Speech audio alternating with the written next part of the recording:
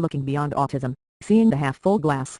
One of the most curious situations are those in which, after telling my son has autism, I hear people say, "Oh, what a pity," or "Gee, that's too bad," always followed by the facial expression of empathy and solidarity, which is very nice but not necessary.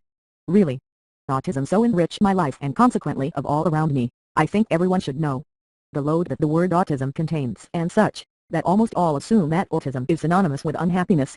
Autism. Damn, tragedy, catastrophe. Actually, I love to see the expression of surprise when, in this case, I tell them I don't need nor should they take pity on me and our family. We're happier than we would be if we had not the presence of our son in our lives. I consider it my duty to explain patiently and lovingly to those people that it is not really like that. I do appreciate their solidarity and empathy, but they need to know that autism can also be a blessing. Through my voluntary work as an autism advocate, I receive many messages from parents of autistic children. Some stories touch me deeply. Mostly, families that have overcome the initial sadness, to enjoy the blissful of unconditional love for their children who are no less than others, but just different. This concept unconditional love has changed its meaning to me, after the birth of my autistic son. Until then, I thought all the love of parents for their children was unconditional. After all, we do it all for them and we expect so little. Yes, we hope, even briefly, for something, that our children are healthy, smart, that they will laugh, learn to sit up, crawl, walk, talk, etc., etc., etc. In fact, we parents constantly impose conditions to our children. We're just not always aware of it.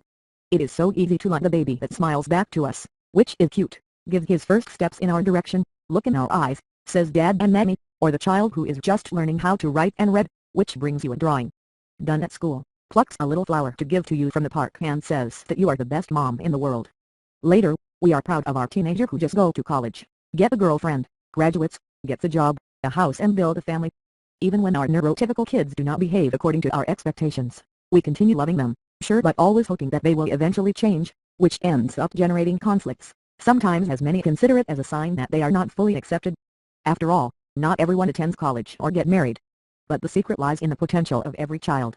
Because even if our children end up not doing what we dreamt for them, they can have the potential to do it. But in our case, life God presents us with a different child, an autistic child.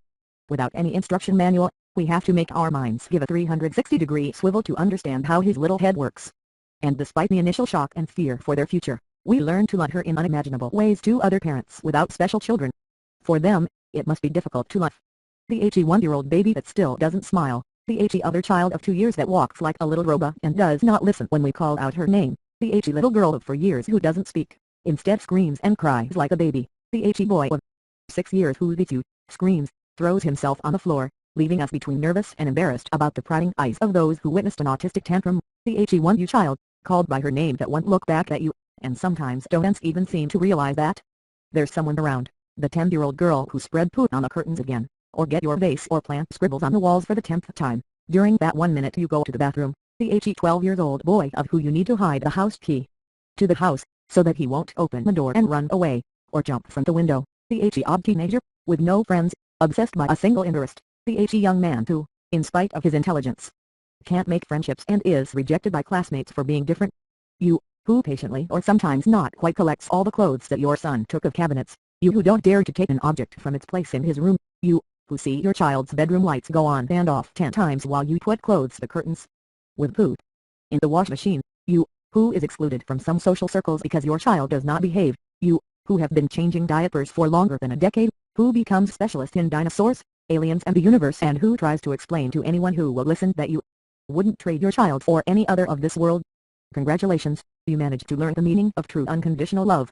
We, parents of autistic children, live in a strange and incomprehensible reality to the rest of the world.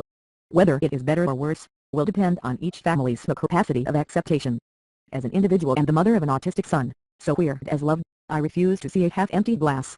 My son, now 16 and able to talk himself about autism, has taught me that actually the glass have always been half full. It depends on the angle we observe the same glass. Blue hugs. Motherly hugs. Hugs filled with love and light.